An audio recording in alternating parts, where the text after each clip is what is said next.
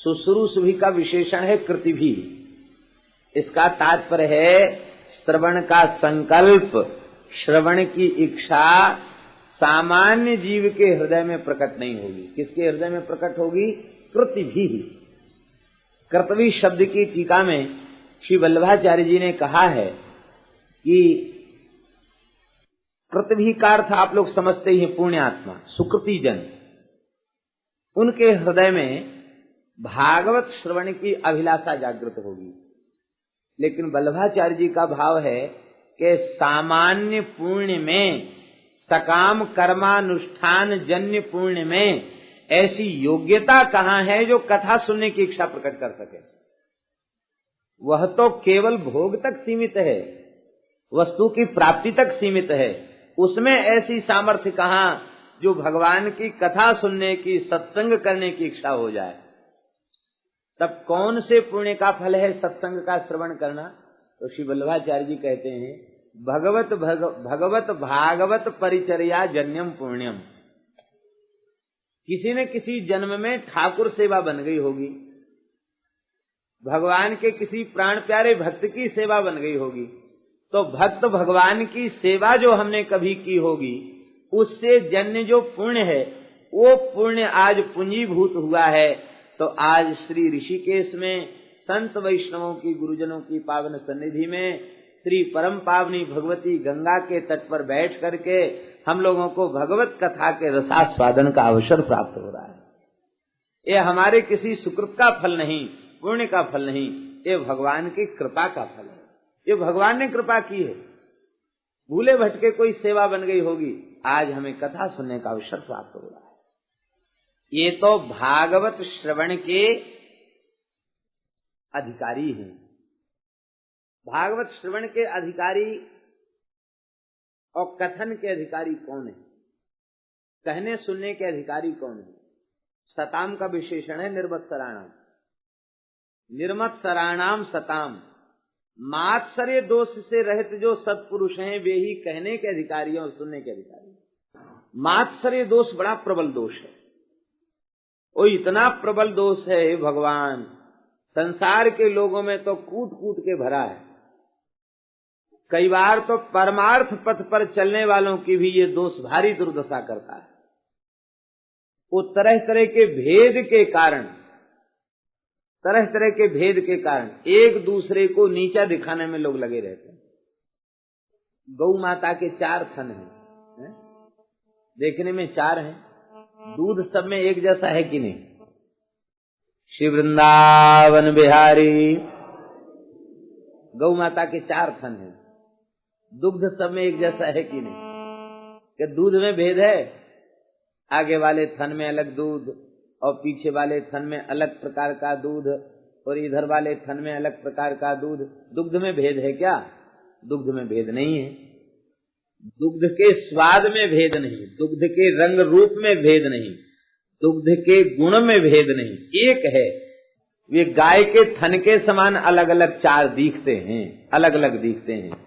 दूध सब में एक जैसा है। दूध क्या है?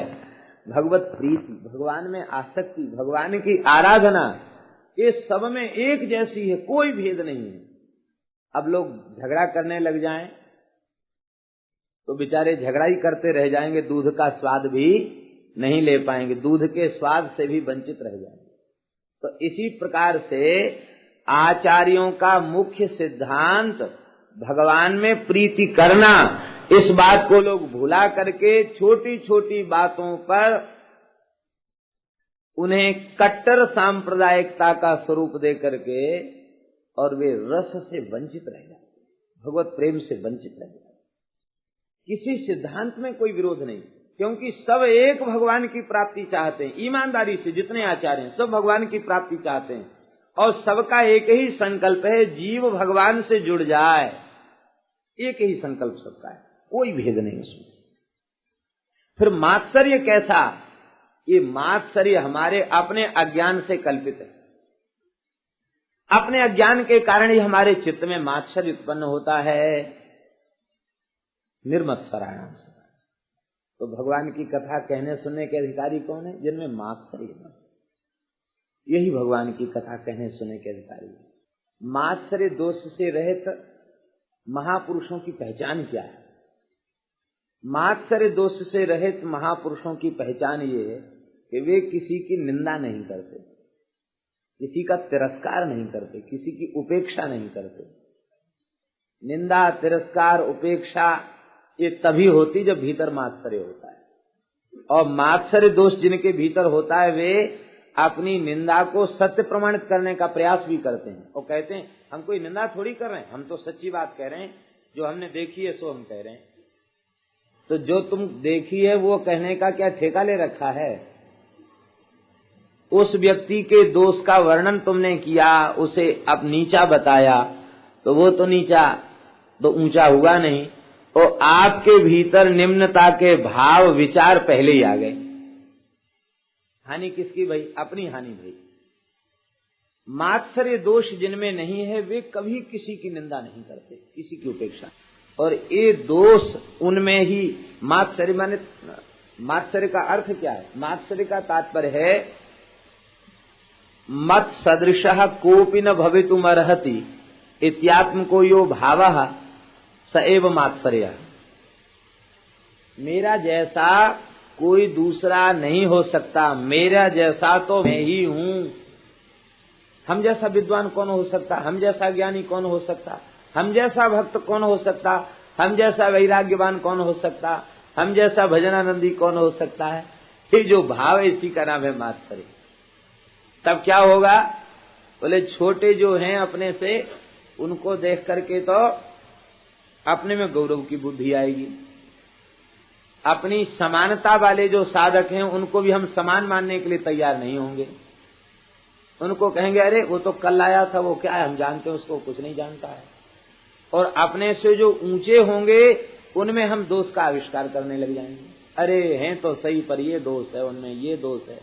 ठीक है, दुनिया में ऐसे ही है, नाम हो गया बड़ा ऊंचा इसलिए लोग उनको मानते हैं, ये हम उनके संबंध में कहने लग जाएंगे। बहुत भारी दोष है मात्सर्य। और मात्सर्य दोष वालों से ठाकुर जी डरते हैं, क्योंकि मात्सर्य दोष कोढ़ है, कोढ़। ये मन की कुटिलता ही मात्सर्य है। दुष्ट कुष्टता मन कुटिलई, ये कोढ़ है। चाहे जितना बढ़िया रूप हो, कोढ़ हो जाए तो बढ़िया नहीं लगता। मात्सर्य दोष ठाकुर जी को प्रिय नहीं है। मात्सर्य दोष का त्याग करें। इस दोष की निवृत्ति के दो उपाय हैं। एक तो पूर्ण ज्ञान और एक पूर्ण भक्ति।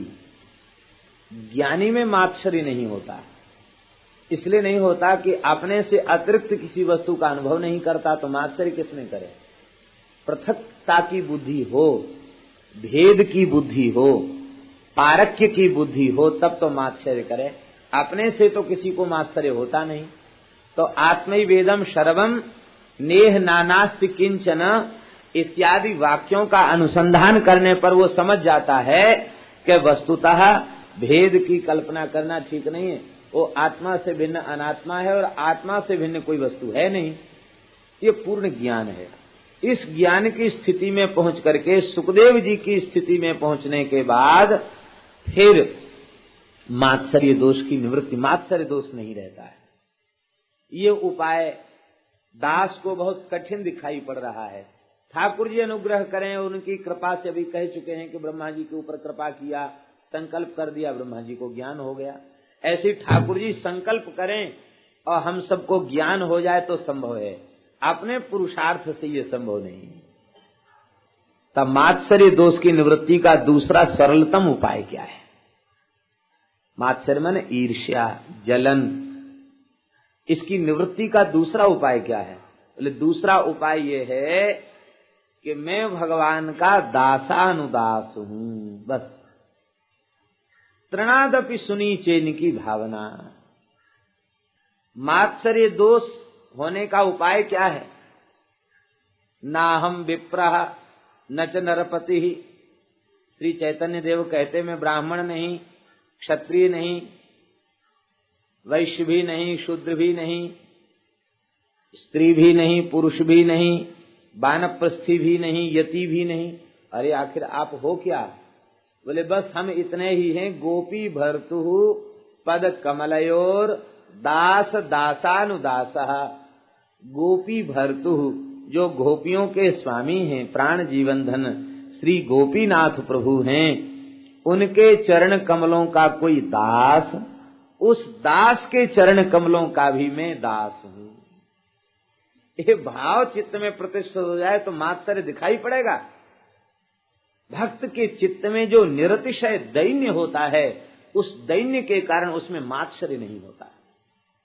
श्री यमुनाचार्य जी महाराज कहते हैं, न निंदितम कर्म तदस्ति लोके सहस्रशो यन्न मया व्यधाय। सोहम विपाकावसरे मुकुंद क्रंदामि संप्रेत्य गतिस्तवाग्रे। हे नाथ, ऐसा कोई निंदित कर्म नहीं बचा जिसे मैंने हजारों हजारों बार न किया हो, और जब उस कर्म का फलभोग उपस्थित हुआ तो क्रंदामि, मैं करुण क्रंदन कर रहा हूं। हे भगवान, केवल आप ही हमारी एकमात्र गति हैं, हम कुछ नहीं जानते। हम कैसे अभिमान करें कि हम कुछ हैं। न धर्मनिष्ठोस्मि, धर्मनिष्ठ नहीं हूं तो क्या अधर्मी है? नहीं, परम धर्म के पालन करने वाले हैं, लेकिन मैं धर्मात्मा हूं, इस बात का अभिमान नहीं है। न धर्मनिष्ठोस्मि न चात्मवेदी, आत्म तत्व का बोध भी हमें नहीं, आत्मज्ञानी भी नहीं है। न भक्तिमास्त्वच्चरणारविंदे, धर्मनिष्ठ भी नहीं हूं, आत्म तत्व का ज्ञाता भी नहीं हूं, भक्तिमान भी नहीं हूं। क्योंकि भक्तिमान यदि मैं होता तो भक्तिमान किसे कहते हैं? बोले तैल धारावत अविच्छिन्न भाव से भगवान नाम रूप गुण लीला की निरंतर स्मृति ही भक्ति है। तो हम तो आपको भूले भये हैं, ये तो आपकी कृपा से कभी कभार याद कर लेते हैं, हम आपको याद भी नहीं कर पाते, भक्तिमान भी नहीं है। भगवान ने कहा न धर्मनिष्ठ हो, न आत्मवेदी हो, न कर्म योगी हो, न ज्ञान योगी हो, न भक्ति योगी हो। ज्ञान कर्म भक्ति यही तो हमारी प्राप्ति का पथ है। फिर आखिर हमारे पास आओगे कैसे? हमको प्राप्त कैसे करना चाहते हो? बोले महाराज एक बात है, अकिंचन, हम अकिंचन हैं। अकिंचन का तात्पर्य है आपको छोड़कर दूसरी कोई वस्तु संसार में कहने के लिए हमारे पास नहीं है। शरीर संसार से संबद्ध कोई वस्तु, कोई पदार्थ, कोई व्यक्ति हमारे पास अपना कहने के लिए नहीं है। हे प्राण जीवन धन, एकमात्र आप मेरे हो, मैं अकिंचन हूं। ठाकुर जी ने कहा अकिंचन हो तो बने रहो, हम क्या करें आप अकिंचन हैं तो? बोले अकिंचन होने के साथ साथ अनन्य गति भी है। अकिंचनों को भी बहुत गति हो जाती, जिसका कोई कुछ नहीं है वो कभी किसी के सामने कहते बाबूजी वस्त्र दे दीजिए, बाबूजी अन्न दे दीजिए, बाबूजी द्रव्य दे दीजिए। तो अकिंचनों की भी बहुत गति होती है, वे भी कहीं न कहीं से मांग जांच के अपना गुजारा कर लेते हैं। श्री यमुनाचार्य जी कहते हैं हम अकिंचन होने के साथ ही साथ अनन्य गति हैं, दूसरे किसी की ओर ताक नहीं सकते, देख नहीं सकते, बस पतिव्रता की तरह आपके हैं, अनन्य गति है। अकिंचनोऽनन्य गति शरण्यम तत्पादमूलम शरणम प्रपद्ये। आपके चरण कमलों की शरण, ये भाव ही पूर्ण भक्ति है। इस भाव की प्रतिष्ठा हो जाए तो मात्सर्य दोष नहीं होगा। भक्तमाल के रचयिता श्री नाभा गोस्वामी जी महाराज, जयपुर राजा ने उनको अपना, जयपुर नरेश ने उनको अपना राजगुरु बना लिया, शिष्य बन गया जयपुर राजा। रजोगुणी प्रकृति के लोग बड़े विचित्र होते हैं। ब्राह्मणों ने राजा के कान भरे, बोले करे तुमको पता है ना भाजी किस जाति के? बोले हमने तो सुना है कि हनुमान वंश में उनका जन्म हुआ है और वे बड़े पवित्र ब्राह्मण कुल में, ऋग्वेदी ब्राह्मण कुल का जन्म। अरे सुना ही सुना तो है, न मैया का पता न बाप का पता, जंगल में अनाथ बैठे थे, अग्र स्वामी जी ले आए, क्या विश्वास क्या भरोसा। तो तुमको कम से कम उनका परिचय तो उनसे पूछ लेना चाहिए। तो राजा बहकावे में आ गया और नाभाजी को आज्ञा दे दी दरबार में बुलाओ। आप तो संत सेवा में लगे थे, तो ऐसी तौलिया बहिर्वास पहन करके खड़े थे, वैसे ही सहज भाव से राजा दरबार में जा रहे हैं तो कुछ राजगुरु हैं तो बढ़िया कपड़ा पहन ले, सो नहीं, वो सीधे पहुंच गए सहज भाव से, सबको नमस्कार किया, राम राम किया। बोले कहो भगवान क्या? तो बोले ये दरबार आपका परिचय चाहता है, आप अपनी जाति और अपने संबंध में अपना पूरा परिचय दें। देखो चित्त की स्थिति कितनी ऊंची है। भरे दरबार में अपमान की अनुभूति होनी चाहिए ये प्रश्न पूछने पर, लेकिन चित्त की स्थिति इतनी ऊंची है, इतना सुनते ही उनके नेत्र से अश्रुधारा बह चली और आप गदगद होकर के कहने लगे, हे नाथ, इस जगत से हमारा जब कोई संबंध ही नहीं है तो हम जगत को अपना क्या परिचय दें? आपको अपना परिचय दे सकता हूं क्योंकि आप मेरे हैं, अपने हैं, आपको परिचय दे सकता हूं। आप हमारा परिचय कान खोलकर सुन लीजिए। उनकी पुकार पर श्री रघुनाथ जी प्रकट हो गए और ठाकुर जी के समक्ष वे अपना परिचय देने लग गए। बात नहीं हो पतित पावन, बात नहीं हो पतित पावन। हे नाथ, बातों बातों में पतित पावन बन गए। बहुत संतों ने आपको पतित पावन कहा तो आप भी फूल गए कि हम पतित पावन हैं। बात नहीं हो पतित पावन, मोते काम परे जानहुगे, बिन रण सूर कहावन। हम जैसे पतित से पाला पड़े तो समझ में आएगा, बिना युद्ध के ही सूरवीर बनना चाहते हो। बिन रण सूर कहावन, बात नहीं हो पतित पावन। श्री ठाकुर जी ने कहा, नाभाजी, हमने तो बड़े बड़े पतितों को पार लगा दिया, दैन्य कितना विलक्षण है। वे कहते, को टाक द्वय टाक पोसेरा, बड़ी बड़ाई शेर, हो पूर्ण पतिताई सो, ज्यों पाशानन मेरु। हे नाथ, कोई छटाक भर का पापी, कोई 2 छटाक का पापी, कोई पाव भर का पापी, कोई आधा शेर का पापी, और जिन अजामिल जैसे पापियों की गिनती कराई गई है पुराणों में, वे पूरे 1 शेर के पापी हैं। लेकिन हम 1 शेर और 1.25 शेर और 1.5 शेर के नहीं हैं। ज्यों पाषाणन मेरु, सुमेरु पर्वत के समान पापी हैं। शेर 2 शेर के पापी नहीं, सुमेर के समान पापी हैं। आपने जिन पतितों को पार लगाया वे पुराण के पतित हैं। कब के पतित हैं? सतयुग त्रेता द्वापर हु के,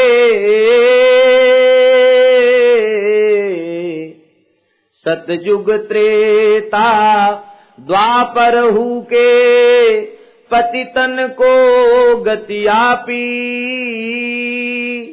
उन्हें हमें बहुते अंतर है, हम कल युग के पापी। हमारे में उनमें बहुत अंतर है, क्योंकि वे उन धार्मिक युगों के महापुरुष थे, हम कलयुग के पापी। हम तो कलयुग के पापी हैं। इसलिए हे नाथ, पाहन नाव पार करो, नाभा कह हरि पकड़ो कान। या तो इस पत्थर की नाव को भवसागर से पार कर दीजिए, और नहीं तो कान पकड़ लीजिए भरे दरबार में कि आज से हम पतित पावन नहीं। हरि शरणम कहने का भाव ये है कि इस प्रकार का दैन्य जिन महापुरुषों के हृदय में है, उनके हृदय में मात्सर्य दोष घुस सकता है क्या? संसार की किसी भी वस्तु को लेकर गुमान किया गया तो मात्सर्य से बचना कठिन हो जाएगा। और जब मात्सर्य नहीं, मात्सर्य से आप नहीं बच पाएंगे तो सत्संग का सुख नहीं मिलेगा। सत्संग का स्वाद, सत्संग का सुख तभी मिलेगा जब मात्सर्य छोड़ करके भगवान के चरित्र का श्रवण करें। इस मात्सर्य से बचने का उपाय है दैन्य, बहुत दीन बन करके रहो। इसका तात्पर्य दीनता के प्रदर्शन से नहीं है। संसार के सामने हम दीन बने इससे तात्पर्य नहीं है, दीनता के प्रदर्शन से तात्पर्य नहीं है, भीतर से दीन हो जाए। भगवान को दो चीजें प्रिय नहीं है, तीन वस्तुएं भगवान को प्रिय नहीं है। श्री मलुकदास जी महाराज कहते हैं, जलन खुदी रघुनाथ के मन नाहि सुहाती। मात्सर्य भगवान को, जलन माने मात्सर्य, और खुदी, खुदी माने अपने में श्रेय लेने की भावना, हम ही सबका श्रेय हम अपने ऊपर ले लें। जलन खुदी रघुनाथ के मन नाहि सुहाती। इसलिए मात्सर्य दोष से रहित होना। जब हम और कुछ भी नहीं है तो हम किस वस्तु को लेकर अभिमान करें? ये सारी विशेषताएं शरीर को लेकर हैं, और शरीर हम नहीं हैं, हम केवल भगवान के अंश हैं, भगवान के दास हैं। इस भाव के आने पर मात्सर्य नहीं रहेगा। और इस दोष, ये दोष जब निकल जाएगा तो किसी में दोष नहीं दिखाई पड़ेगा। फिर हम चुगलखोरी करें किसी की, ये चुगलखोरी वाली आदत फिर नहीं रहेगी। तो ये बार बार अपने हृदय में यही भाव धारण करना, ये सरल भाव है। हम भगवान के दास हैं, भगवान के दास हैं और कुछ भी नहीं हैं। न जाने कितनी उपाधियां जन्म से अविद्याग्रस्त होने के कारण हमें प्राप्त हैं। वे उपाधियां हम में हैं नहीं, लेकिन अविद्या के कारण न जाने कितनी उपाधियों, कल्पित उपाधियों को हमने अपना रूप दे दिया है, अपना मान लिया है। वे उपाधियां तो नष्ट हो नहीं पाई, और तरह तरह की उपाधियों को हमने बटोर लिया। संपूर्णानंद जी महाराज सत्संग में कहा करते थे, कहते थे, मैं संपूर्णानंद हूं, यह भी उपाधि है। मैं अमुक हूं, ये तो उपाधि। मैं साधु हूं, यह भी उपाधि है। हाँ, केवल मैं श्री ठाकुर जी के चरण कमलों का दास हूं, यही निरुपाधिक स्वरूप है। बाकी सब जो कुछ स्वीकार किया गया वो उपाधि है। जब हम अपने को मान लेंगे कि हम महात्मा हैं, तो अपने में महात्मा के लक्षण आवे या न आवे, सारा संसार हमको दुनिया दिखाई देने लग जाएगा। अरे दुनिया, तो उपेक्षा की बुद्धि पहले हमारे चित्त में आ गई। अब बताओ, लाभ हुआ कि हानि? हाँ, अच्छा तो तब होगा जब हमको अकेले अनुभव हो कि संसार में सबसे बड़ा असाधु मैं हूं, और ये सब सामने बैठी है तो सब महात्मा ही हैं, ये तो सब साधु ही हैं, ये सब भगवान के भक्त हैं। मैं भक्त नहीं हूं, मैं ज्ञानी नहीं हूं, मैं भक्त नहीं हूं, बाकी सब ज्ञानी हैं, सब भक्त हैं, सब मुक्त हैं, सब ठाकुर जी के स्वरूप हैं। यह अनुभव होगा तब चित्त की शुद्धि होगी। अब मैं कुछ हूं, यह अनुभव जब तक होगा तब तक चित्त की शुद्धि नहीं। ये मात्सर्य दोष से रहित महात्मा ही इसके कथन श्रवण के अधिकारी हैं। हम लोगों का बड़ा सौभाग्य है, श्री गंगा जी के तट पर बैठ करके हम लोग कथा सुन रहे हैं। श्री ठाकुर जी अनुग्रह करें, हम लोग मात्सर्य दोष से रहित होकर के कहें और सुने, तो यह परम लाभ हम सबको प्राप्त हो जाएगा। श्रीमद् भागवत क्या है? निगम कल्प तरोर गलितम फलम शुकमुखादमृतद्रव संयुतम पिबत भागवतम रसमालयम मुहुरहो रसिका भुवि भावुका। रसिका भावुका मुहुः अह पिबत। हे रसिको, हे भावुको, हे महात्मा, आप बहुत विक्षेप कर रहे हैं। आप उधर या तो यहाँ बैठे नहीं, या तो उधर बैठे, बार बार बीच में उठते हैं आप। श्री वृंदावन बिहारी लाल की जय। वेद रूपी कल्प वृक्ष का परिपक्व फल श्रीमद् भागवत है। शुकदेव जी के मुखारविंद का स्पर्श होने से इसकी मधुरिमा और अधिक बढ़ गई है। ऐसे भागवत रस को पीबत, पियो। किसको पीने के लिए कहा जा रहा है? रसिका और भावुका। रसिक किसे कहते हैं और भावुक किसे कहते हैं? देखा देखी रसिक न होई, रसिक मार्ग अति बंका। ये बहुत बंक मार्ग है। महली की गति महली जाने, का जाने बाहर बारो। नृप की रैन सैन का जाने, भेड़ चरावन बारो। महली की गति महली जानता है, बाहर का व्यक्ति क्या जानेगा। और भेड़ चराने वाला, बकरी चराने वाला और राजा की रहनी को क्या समझेगा। रसिक किसे कहते हैं? केवल रस की बात कहने और सुनने वाले को रसिक नहीं कहते। वस्तुतः रसिक वह है जिसको रस स्वरूप श्यामा श्याम का तनिक स्वाद मिल चुका है। जिसे स्वाद नहीं मिला वो कैसा रसिक।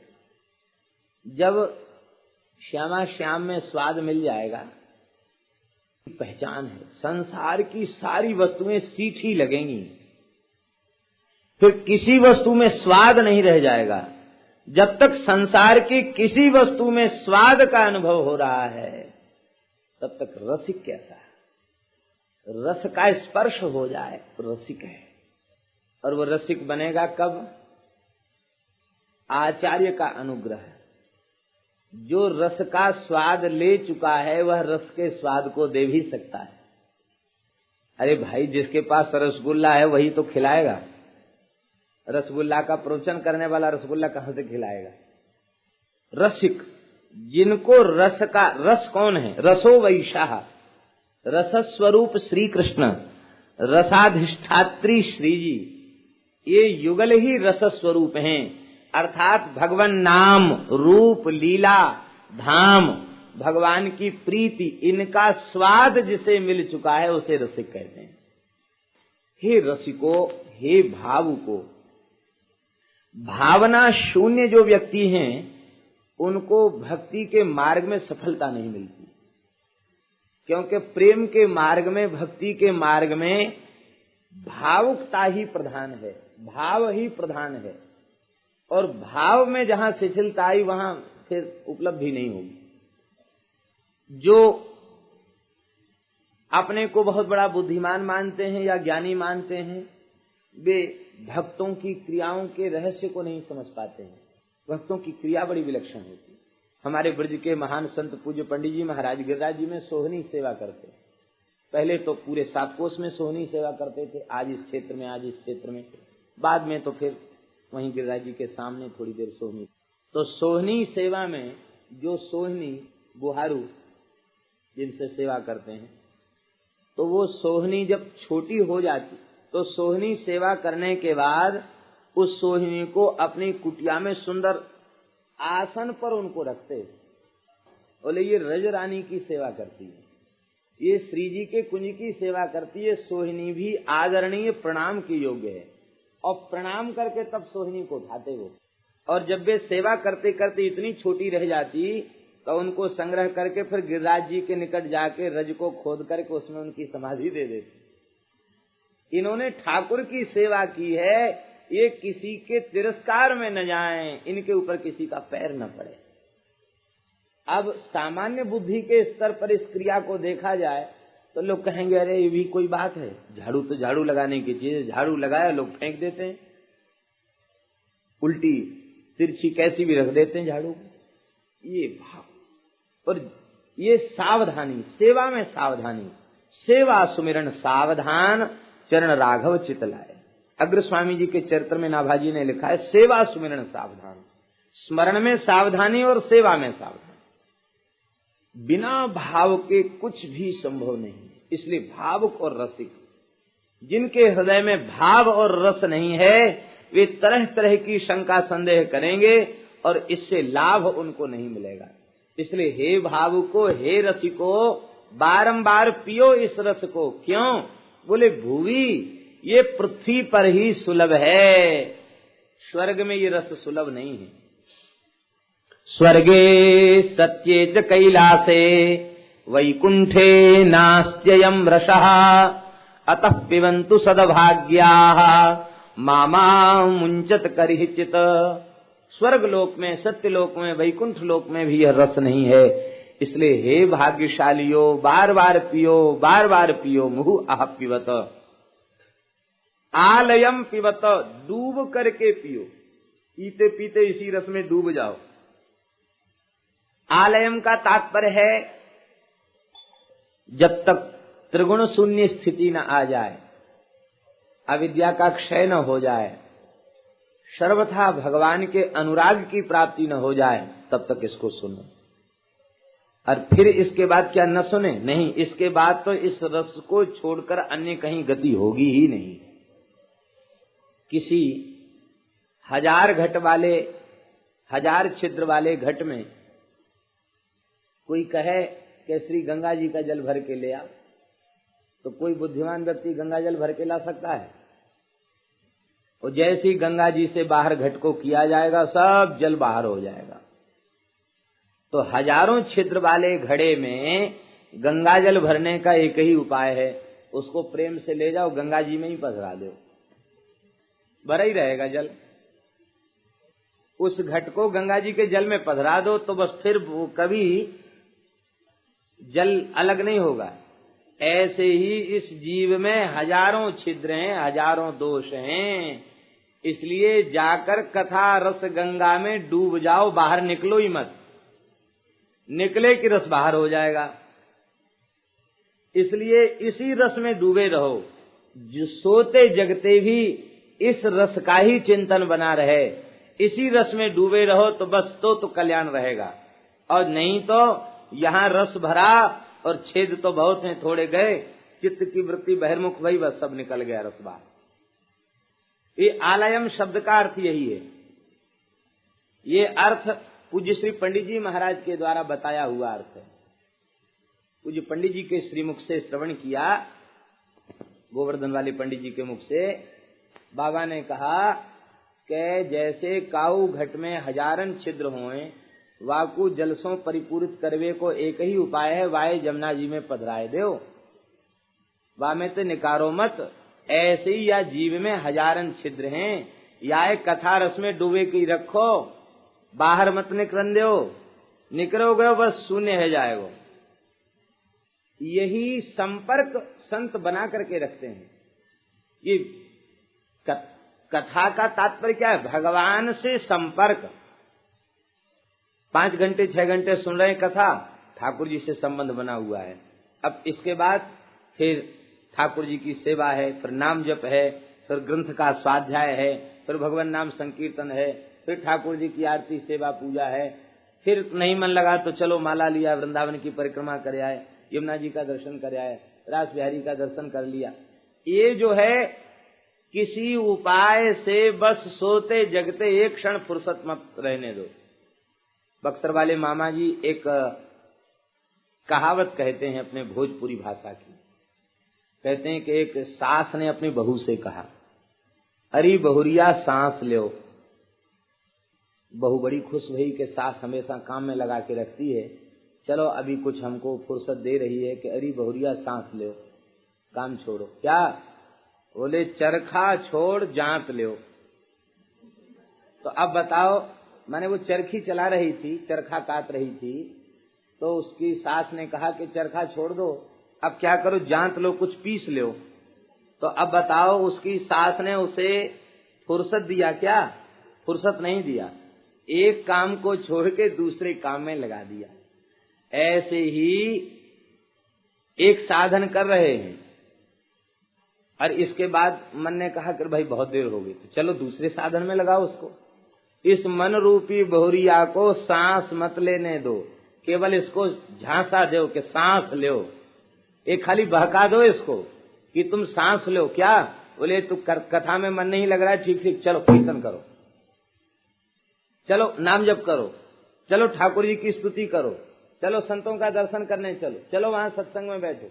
इस मन रूपी बहुरिया को सांस मत लेने दो। खाली सांस लेने की बात कहो उसको बहकाने के लिए, अरे भाई देखो तुमको ये करते चलो, लेकिन अपने मन को सदा लगा करके रखें। ये आलयम करते। भगवत संबंध निरंतर बना रहे। वैष्णवों की जो अष्टयाम सेवा है, ये क्या है? ये निरंतर भगवत संबंध बना रहे, इसकी एक सरस प्रणाली है। भगवान की सन्निधि निरंतर बनी रहे, इसकी ये सरस प्रणाली है, रसयुक्त प्रणाली। रोग का शमन कड़ुआ चिरायता पीने से भी संभव है और शरबत पीने से भी संभव है। तो आप लोग क्या पीना चाहेंगे, कड़ुआ चिरायता की शरबत? एक रोगी है और वैद्य कहता है कि हमारे पास 2 प्रकार की दवा है, एक तो कड़ुआ चिरायता है और एक बढ़िया सुंदर गाढ़ा शरबत है, मीठा शरबत है, रोग दोनों से दूर हो जाएगा। आप क्या पीना चाहेंगे, कड़ुआ चिरायता की शरबत? शरबत पीना चाहेंगे। तो भगवान की रस पद्धति की जो सेवा है वो मीठा शरबत है, और बाकी जो साधन है ना, बड़े बड़े कठोर व्रत जप तप आदि जो साधन हैं, इन साधनों को कड़ुआ चिरायता कहा गया। और भगवान की रस रूप जो उपासना है ये मीठा शरबत है। ये भगवान की कथा सुनना क्या है, मीठा शरबत है। पीवत इस रस को पियो। कड़ुआ चिरायता क्यों पीते हो? रस पियो, रस पीने से भवरोग की निवृत्ति हो जाएगी। आलयम पिबत, डूब करके पियो, बार बार पियो, क्योंकि यह रस पृथ्वी पर ही सुलभ है, यह रस अन्यत्र सुलभ नहीं है। वेद रूपी कल्प वृक्ष का परिपक्व फल है। वृक्ष भी अपूर्व है और अपूर्व वृक्ष का फल भी अपूर्व है। प्राकृत वृक्ष का फल इतना मीठा होता है तो अप्राकृत वृक्ष हो उसका फल कितना सुमिष्ट होगा। ये वर्णनातीत है, वर्णन में समाहित नहीं हो सकता। इतने से ही इसकी महिमा सिद्ध थी। लेकिन जब सुखदेव जी ने अपने मुखारविंद का स्पर्श कर दिया तो इसका माधुर्य और बढ़ गया। क्योंकि जिस फल में तोता अपनी चोंच लगा देता है वह फल स्वाभाविक रूप से सुमधुर हो जाता है। तो सुखदेव जी ने मुखारविंद का स्पर्श किया तो और अधिक मीठा हो गया। श्री प्रियादास जी महाराज ने कहा है, रसिक अनन्य मुख होत विश्व मोहिनी। कथा के संबंध में प्रियादास जी का भाव है, रसिक अनन्य मुख होत विश्व मोहिनी। भगवान के चरित्र तो वही हैं, लेकिन किसी रसिक अनन्य के मुख से प्रकट हों तो वह विश्व मोहिनी। विश्व मोहिनी क्या, भगवान को भी मोहित करने वाली भक्त की वाणी बन जाती है। संत कहते सुन जोरी मुस्कात। अब सुन जोरी मुस्कात का तात्पर्य क्या हुआ? वो ठाकुर की ही लीला है, लेकिन भक्त की वाणी से ठाकुर जी को इतनी प्रीति है वो सुन सुनकर फूले नहीं समाते, आनंद में विह्वल हो जाते। क्योंकि रसिक अनन्य मुख होत विश्व मोहिनी, ठाकुर की ही लीला जब ठाकुर के किसी भक्त के मुख से प्रकट होती है तो वह जगत को नहीं, वो भगवान को भी मोहित, विश्व मोहन को भी मोहित कर देने वाली वो वाणी बन जाती है। तो रसिकाचार्य श्री सुखदेव जी हैं, जिन्हें संसार के रूप रसगंध शब्द स्पर्श में तनिक भी स्वाद नहीं है, वे सच्चे रसिक श्री सुखदेव जी महाराज हैं। और वे श्री सुखदेव जी महाराज, उनकी वाणी से जब इस रस का स्पर्श हो गया तो बस इसकी मधुरिमा और अनंत गुणित बढ़ गई। इसलिए इस रस को पियो। आप लोग कहेंगे कि पहले फल कहा, फिर रस कहा, फिर पीने की बात कही, परस्पर असंबद्ध बात कह रहे हैं। फल को पिया नहीं जाता, खाया जाता है। कहते भाई ये फल है जरूर, लेकिन रस रूप फल है, रस ही रस है, गुठली छिलका इसमें नहीं है, त्याज्य अंश नहीं है, संपूर्ण ग्राह्य है, पेय है, इसलिए इसको पीना चाहिए। कहते जब पेय रस ही है तो रस को फल कहना कौन सी बुद्धिमानी है? जब रस है तो रस ही कहो, उसे फल क्यों कहते हो? कहते रस इसलिए उसको कहा जा रहा, फल इसलिए कहा जा रहा है कि यदि केवल रस कहेंगे तो एक दोष आ जाएगा। कौन सा दोष आएगा? बोले केवल रस कहने पर एक दोष आ जाएगा। वो दोष क्या है? वस्तु में, पदार्थ में विकृति का दोष। रस चाहे जितना उत्तम हो, वो प्रवाहित जो वस्तु है उसे ही रस कहते हैं, जो द्रवीभूत वस्तु है उसे ही रस कहते हैं। तो द्रवीभूत रस यदि कहेंगे कि वेद रूपी कल्प वृक्ष से झरता हुआ रस है, तो रस झरकर नीचे आएगा और भूमि का स्पर्श प्राप्त करते ही उसमें अपेयत्व का दोष आ जाएगा, कोई पीने योग्य नहीं रह जाएगा।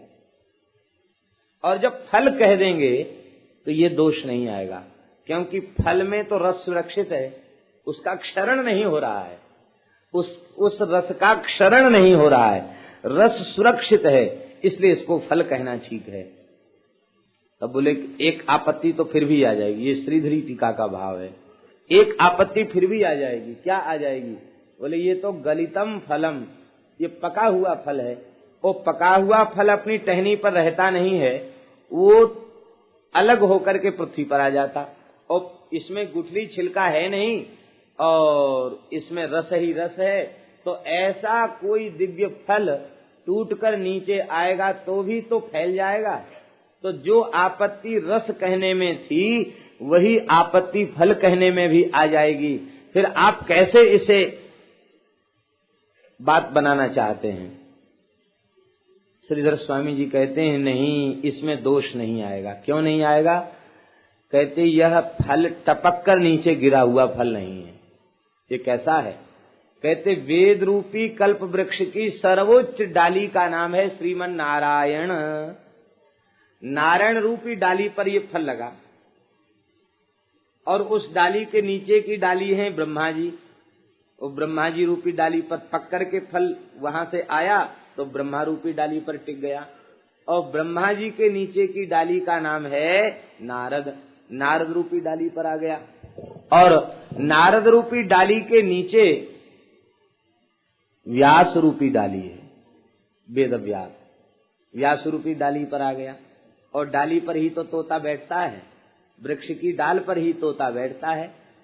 तो ये प्राकृत शुक नहीं है जो प्राकृत वृक्ष पर बैठे, ये अप्राकृत वेदमय वृक्ष है, और इस अप्राकृत वेदमय वृक्ष की डालियां भी प्राकृत नहीं है।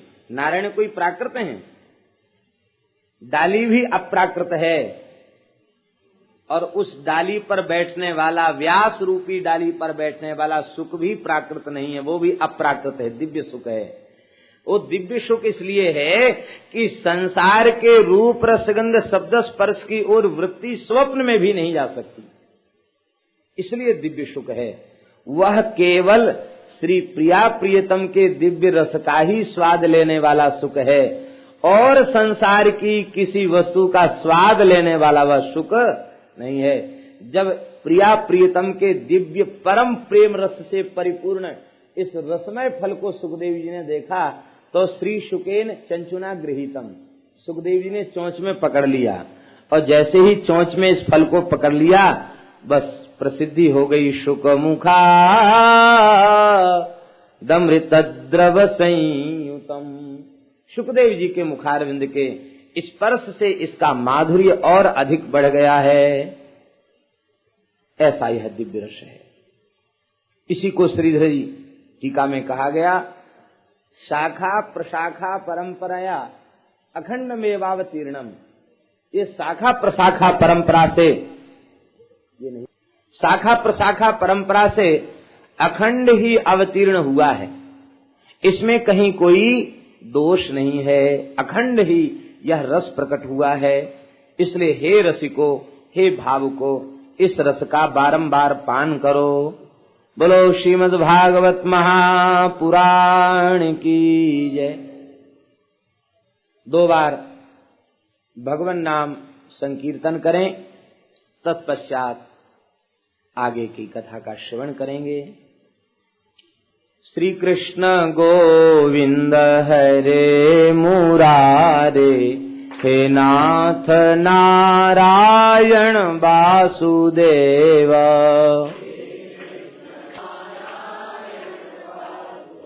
श्री कृष्ण गोविंद हरे मुरारे, हे नाथ नारायण वासुदेव।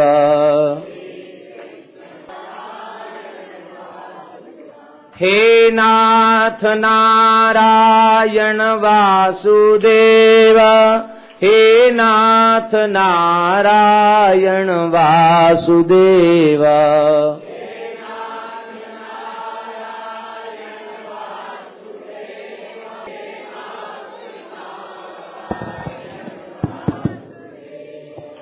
श्री कृष्ण गोविंद हरे मुरारे, हे नाथ नारायण वासुदेव।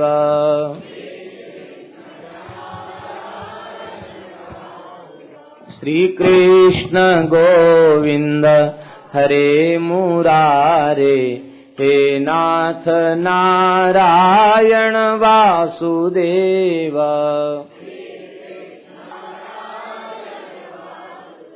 हे नाथ नारायण वासुदेव, हे नाथ नारायण वासुदेव।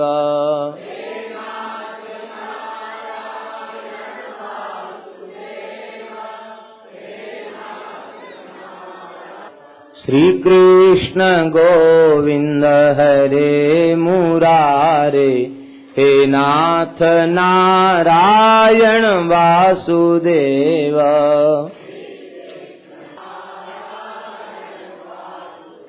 श्री वृंदावन बिहारी लाल, श्री गंगा महारानी की।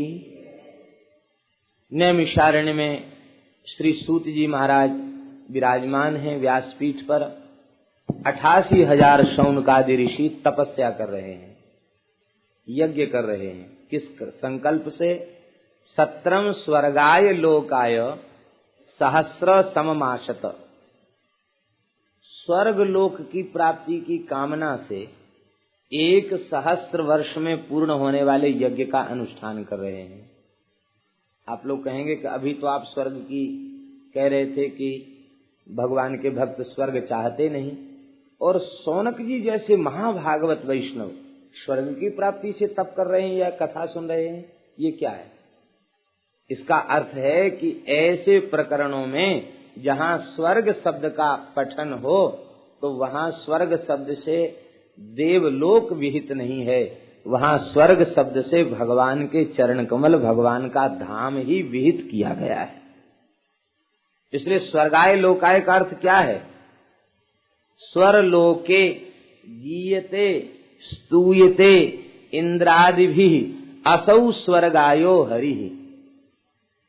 स्वर्गाय माने स्वर्ग लोक में भी देवता, स्वर्ग लोक में भी देवता जिनकी स्तुति का निरंतर गान करते रहें, उन भगवान का नाम ही है स्वर्गाय। अर्थात भगवान के चरण कमलों की प्राप्ति के लिए, भगवान के चरण कमलों की प्राप्ति के लिए ही वे सब भजन कर रहे थे। 1000 वर्ष में पूर्ण होने वाले यज्ञ की दीक्षा वे लिए हुए थे। यज्ञ के कर्म में प्रायः कर्म की ही प्रधानता होती है, कर्म कांड की प्रधानता होती है। पंडित लोग जानते हैं इस बात को। यज्ञ जहां कहीं होते हैं, ब्राह्मण लोग प्राय यज्ञों में जाते ही हैं, तो पूर्वाह्न तो बीत जाता है देवताओं के पूजन में, क्योंकि प्रत्येक पीठ की पूजा होती है और प्रधान पूजन अंतिम में होता है। फिर 10 दिक्पाल बलि होती है, इंद्रध्वज का पूजन होता है, और इसके बाद मध्याह्न हो जाता है। इसी में प्रधान पूजा में मध्याह्न हो जाता है। अब मध्याह्न में ब्राह्मण फलाहार करते हैं, और फलाहार करने के बाद फिर अपराह्न काल में देवताओं की आहुति, और फिर प्रधान होम, प्रधान देवता का होम। तो प्रधान आहुति करते करते सूर्यास्त हो जाता है, और जब सूर्यास्त हो जाता है तो बस यज्ञ नारायण की आरती करके प्रसाद लेकर सब प्रस्थान करते हैं। ब्राह्मण भी सायंकालीन संध्या वंदन करते हैं, और इसके बाद रात्रि में प्रसाद पाके सो जाते हैं। फिर सवेरे से उनको यज्ञ में लगना है। तो यज्ञ का काम ऐसा काम है, यज्ञ का काम बंद कर दे। यज्ञ का काम ऐसा काम है कि इस यज्ञ के कार्य में कथा श्रवण को अवकाश नहीं है। कर्मकांड ही इतना प्रधान है कि उसमें कथा सुनने का समय नहीं। लेकिन इन ऋषियों के संबंध में व्यास जी कह रहे हैं, ता एक दातु मुनयः प्रातर हुत हुताग्नयः प्रातः काल ही उन्होंने अपने आहुति की क्रिया को संपन्न कर लिया। इसका तात्पर्य है कि यज्ञ करने नहीं बैठे हैं, यज्ञ के व्याज से कथा सुनने बैठे हैं। यज्ञ तो केवल बहाना है, यज्ञ के बहाने से कथा सुनने बैठे हैं। नहीं तो महाराज इनकी सायंकाल को आहुति होना चाहिए संपन्न, प्रातः हुताग्नया, प्रातः काल ही आहुति संपन्न कर दी। इसका तात्पर्य है सर्वेभ्यो देवेभ्यो नमः गंधाक्षत पुष्पाणि समर्पयामि करके पूजन कर दिया और सर्वेभ्यो देवेभ्यो नमः स्वाहा करके आहुति कर ली। अपने कथा की निवृत्त होकर के नित्य नियम से बोले बस भगवान कथा सुनाइए। कथा सुनने बैठ गए। भगवान की कथा की बड़ी महिमा है। सत्संग के प्रति महत्व बुद्धि रखनी चाहिए। संसार का कोई शुभ कर्म सत्संग की बराबरी नहीं कर सकता। उत्तम से उत्तम कर्म भी सत्संग की बराबरी नहीं कर सकता। सत्संग की समता अन्य किसी साधन से करना सत्संग की महिमा का तिरस्कार है। भागवत के 11वें स्कंद में वर्णन है। निमि जी यज्ञ कर रहे थे और ब्राह्मण मंत्रोच्चारण कर रहे थे। निमि जी स्वाहा स्वाहा स्वाहा आहुति दे रहे थे। उसी समय नवयुगीश्वर आए तो आपने हाथ जोड़कर कहा, ब्राह्मणों अब यज्ञ बंद कर दो। आहुति को बीच में रोका नहीं जाता। आहुति प्रारंभ हो गई तो पूर्ण आहुति के बाद ही उसको रोका जाएगा। आपने कहा कि नहीं, रोक दो, क्योंकि रोकने पर क्या होगा कि द्वारा से ये आहुति देनी होगी। यही ना होगा कि जहां से शुरू किया फिर वहीं से आहुति का अंगन्यास करन्यास करके फिर आहुति का शुभारंभ करो। तो ये आहुति तो द्वारा हो जाएंगी, लेकिन सत्संग द्वारा हो जाएगा ये संभव नहीं। यज्ञ बार बार हो जाएगा, आहुति बार बार हो जाएंगी, लेकिन ये महात्मा कृपा करके पधारे हैं और इनकी वाणी से लाभ द्वारा मिल जाएगा, ये संभव नहीं। इसलिए सबका फल सत्संग है। सत्संग सेव धृणाम, सबसे बड़ा खजाना सत्संग है। सत्संगति दुर्लभ संसारा, निमिष दंड भर एक वारा। एक निमिष का सत्संग, एक दंड का, एक मुहूर्त का सत्संग, ये भी दुर्लभ है। सत्संग की बड़ी महिमा है। महात्मा बैठे हैं और बैठकर एक ही प्रश्न कर रहे हैं सूत जी महाराज से, हे भगवान आप कृपा करके बतावें, तत्र तत्रांजसायुष्मन् भवता यद विनिश्चितम पुंसाम एकांततः श्रेयः तन्नः संसितुमर्हसि। हे सूत जी आप कृपा करके बतावें, जीव का आत्यंतिक कल्याण कैसे हो? सरलता पूर्वक, अंजसा माने सरलोपायेन, सरलता पूर्वक जीव का कल्याण कैसे हो? वह कल्याण के प्रश्न का समाधान हमें किसी दूसरे का समाधान स्वीकार नहीं है। भवता यद विनिश्चितम, आपने जो निश्चित किया हो सो बतावें। इसका तात्पर्य क्या हुआ? इसका तात्पर्य हुआ कि संत जो साधन बताएंगे उनमें उनका अनुभव विराजमान होगा, और संतों का जो अनुभव उसमें विराजमान है उस अनुभव से ही साधक को लाभ होगा। केवल कोरी कोरी बात से लाभ नहीं होगा, जो अनुभव होगा उससे लाभ होगा। भीतर का विश्वास, जब महापुरुष कहते हैं शरीर संसार सगा नहीं है, छोड़ना पड़ेगा, ऐसे छोड़ दो, ये बात हम लोग महापुरुषों से सुनते हैं, तो वह उनकी बात कितनी वजनदार होती है कि तुरंत हृदय पर प्रभाव उसका होता है। क्यों? बोले कि वह बात पढ़ी पढ़ाई या सुनी सुनाई नहीं कही जा रही है, भीतर जिस बात का अनुभव हो चुका है वो बात कही जा रही है। इसलिए श्रोता के हृदय पर सीधा प्रभाव होता। उस काल तो बिल्कुल प्रभाव हो जाता, भले ही अपनी अपात्रता के कारण उस बात को बहुत देर तक याद न रख सके, लेकिन उस काल में तो सद्यः प्रभाव चित्त के ऊपर होता है। इसलिए भवता यद विनिश्चितम, आपने अपनी बुद्धि से जो निश्चय कर रखा हो आप कृपा करके वह बताना। क्योंकि भगवान जीव के कल्याण के क्लिष्ट साधन बहुत हैं, सरल साधन बताइए।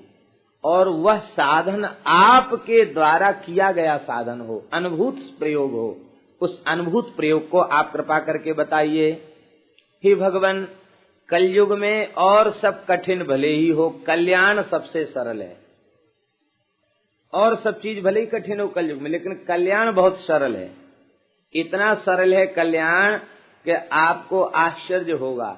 भागवत में तो नवयोगीश्वरों ने यहाँ तक कहा है कि कृतादिषु प्रजाः राजन कला विच्छन्ति संभवम कलौ खलु भविष्यन्ति नारायण परायणा।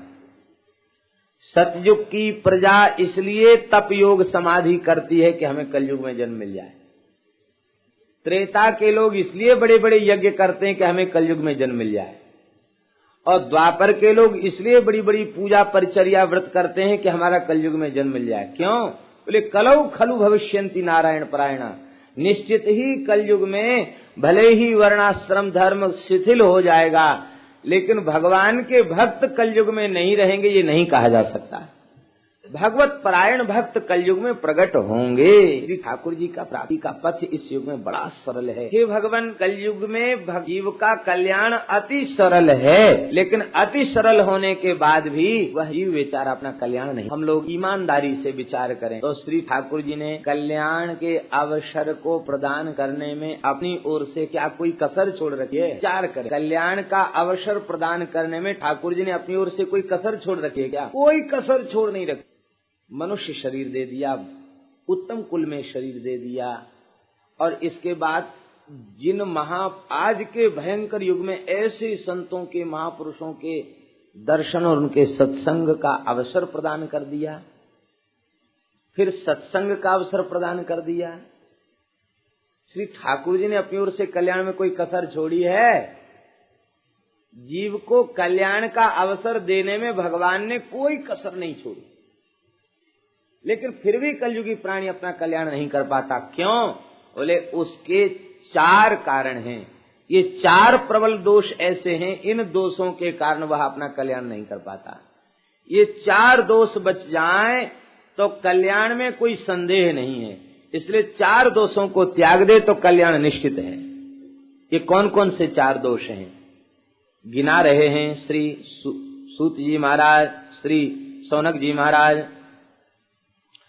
प्रायेणाल्पायुषः सभ्य कलावस्मिन् युगे जनाः मंदाः सुमन्दमतयः मंदभाग्याह्युपद्रुताः। अल्पायु वाले कलयुगी प्राणी में 4 प्रधान दोष हैं। कौन कौन? सबसे पहला दोष है मंदाः। मंदाः का अर्थ है अलसाः। पहला दोष है प्रमाद, आलस्य।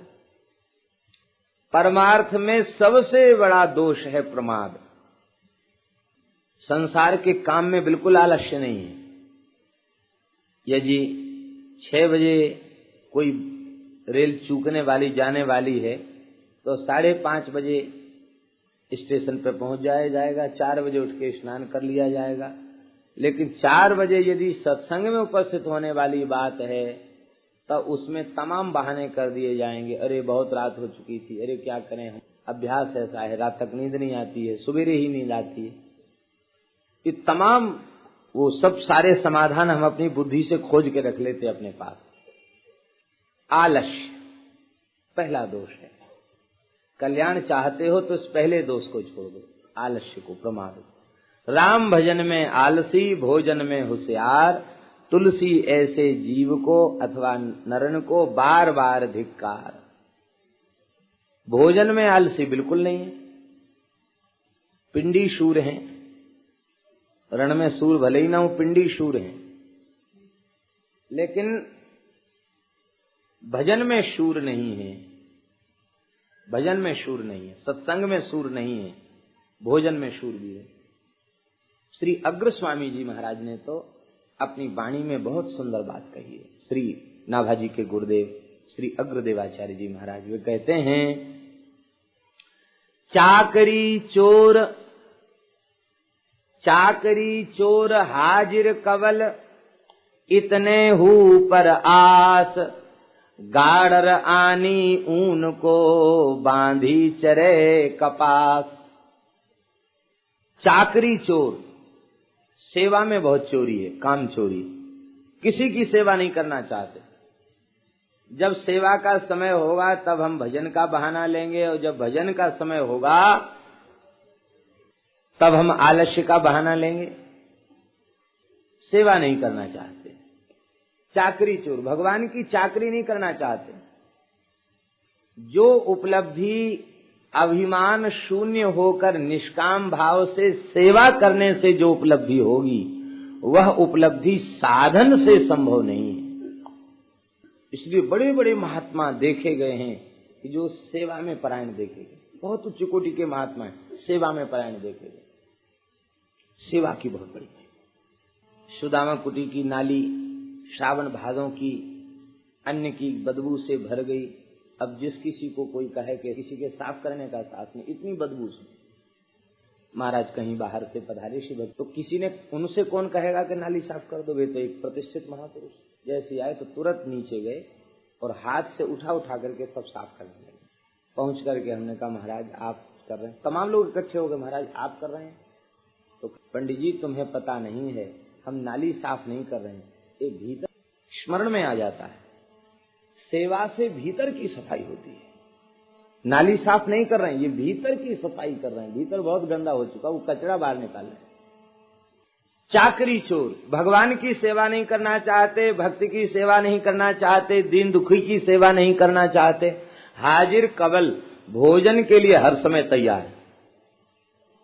बेटा सोहनी सेवा कर लो, ठाकुर जी के लिए जल ले आओ, गौ सेवा कर लो। कोई न कोई बहाना कर दिया। अब कहा कि बेटा प्रसाद पालो, भगवान अब सवेरे से आपकी आज्ञा टालते चले आ रहे हैं, अभी आज्ञा कैसे टालें? इतनी आज्ञा का पालन तो करना ही चाहिए। तो चाकरी चोर हाजिर कबल, सेवा में चोरी और प्रसाद के समय हर समय तैयार। चाकरी चोर हाजिर कबल, इतने हु पर आस। अग्र स्वामी जी कहते इतने पर भी आशा लगाए बैठे हैं कि हमको ठाकुर जी के चरण कमल मिल जाएंगे। अरे भाई ये तो तुम्हारा भारी अज्ञान है। ठाकुर जी के चरण कमल चाहते हो तो चाकरी चोर मत बनो, सेवा करो। सेवा सुमिरन सावधान, भगवान की सेवा में और स्मरण में सावधान होकर के सेवा करो। सावधान होकर सेवा क्या है? ये भगवान के अनुग्रह से ये सेवा हमें प्राप्त हुई।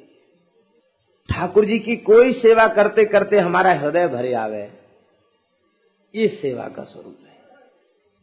चाकरी चोर हाजिर कवल, इतने हु पर आस। कहते वो तो वही दशा हो गई, गाडर आनी ऊन को बांधी चरे कपास। कोई गरीब आदमी था, उसके पास कोई रोजी रोटी का धंधा था नहीं।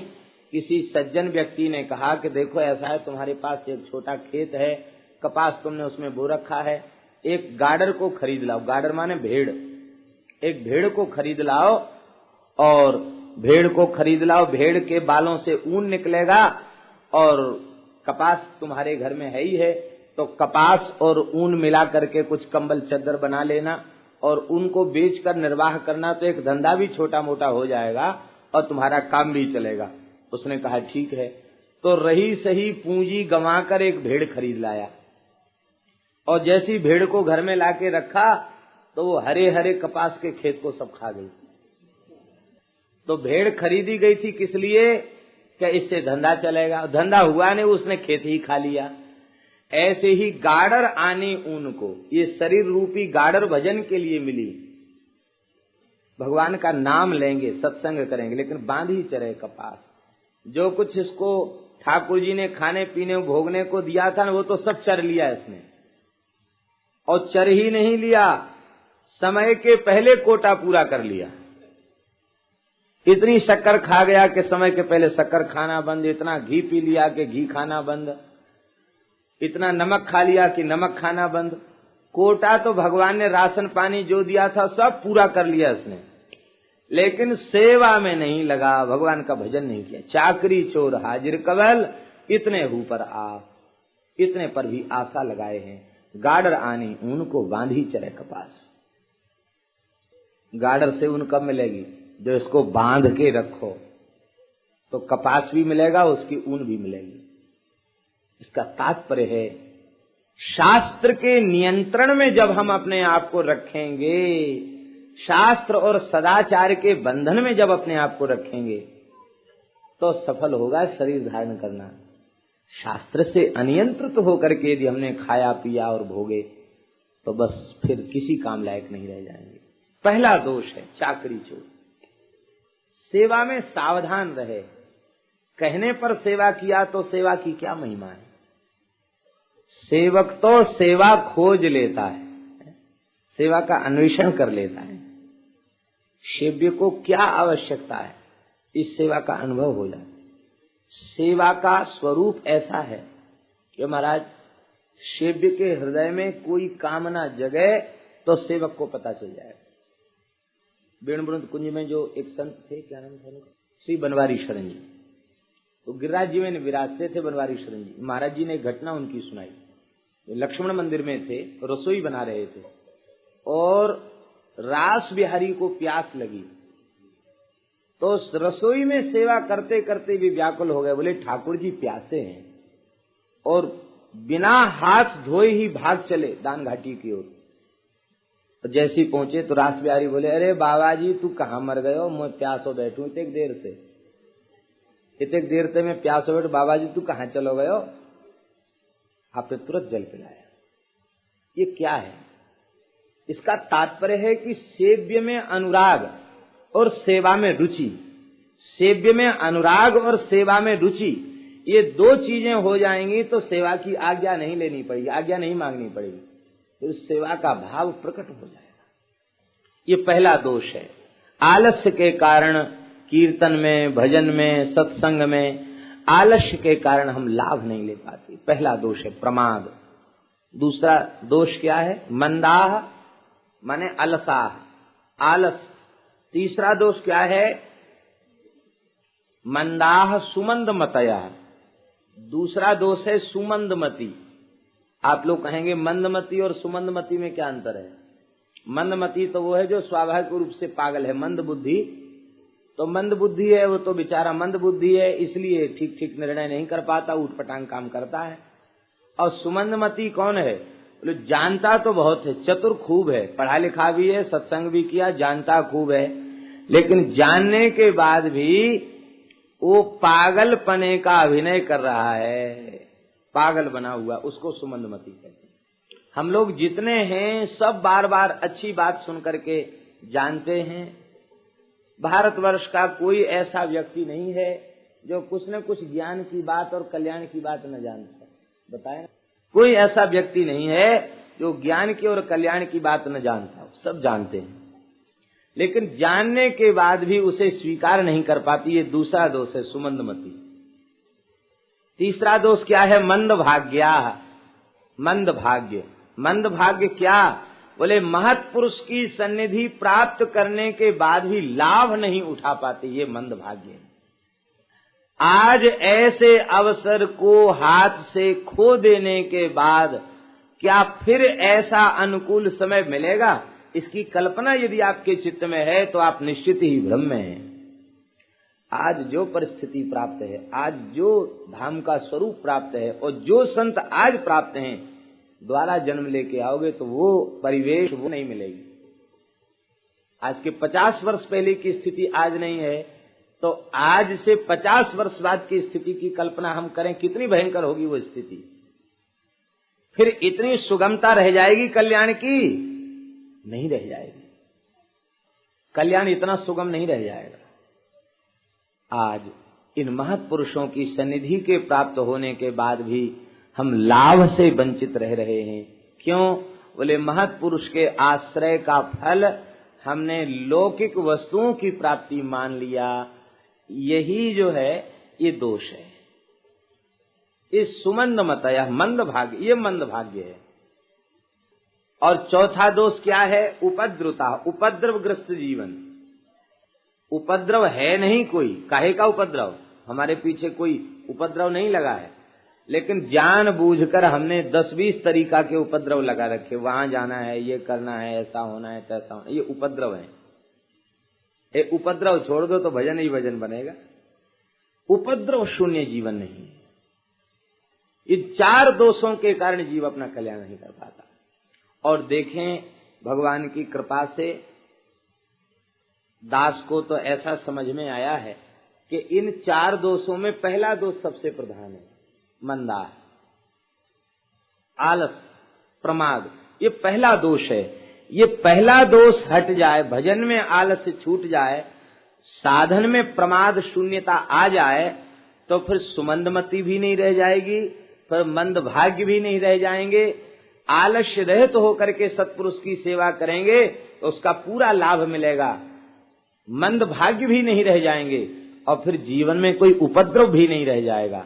इसलिए कहने में 4 दोष हैं, वस्तुतः प्रधान एक ही है, मंदा, और उसी के पिछलग्गू हैं 3।